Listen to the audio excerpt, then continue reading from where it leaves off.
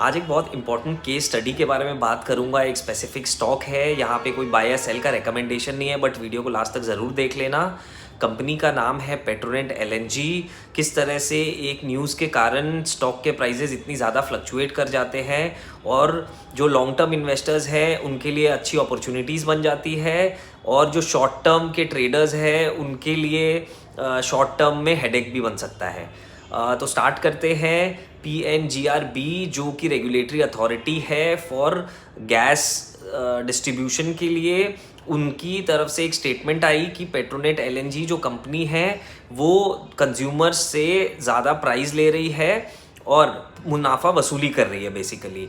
पर थोड़ी देर बाद ही कंपनी का एक क्लैरिफिकेशन आ जाता है कि हमारा जो भी प्राइसेस डिसाइड होता है वो सारा एक अग्रीमेंट के तहत हमारे कंज्यूमर्स के साथ होता है। सो यहाँ पे कोई भी क्वेश्चन अराइज ही नहीं होता है of any profiteering from the consumers. ऐसे में अगर देखा जाए तो इस खबर के आने के बाद स्टॉक बहुत बुरी तरह से क्रैश हो गया, पर जो भी लॉन्ग टर्म इन्वेस्टर्स रहे होंगे उन्होंने पहले फंडामेंटल्स को अच्छे से ज़रूर पढ़ लिया होगा before taking the investment decision. यहाँ पे मैं फिर से रिटरेट करूँगा कि यहाँ पे कोई बाई या सेल का रिकमेंडेशन नहीं है मेरी तरफ से। This is just a case study for educational purpose.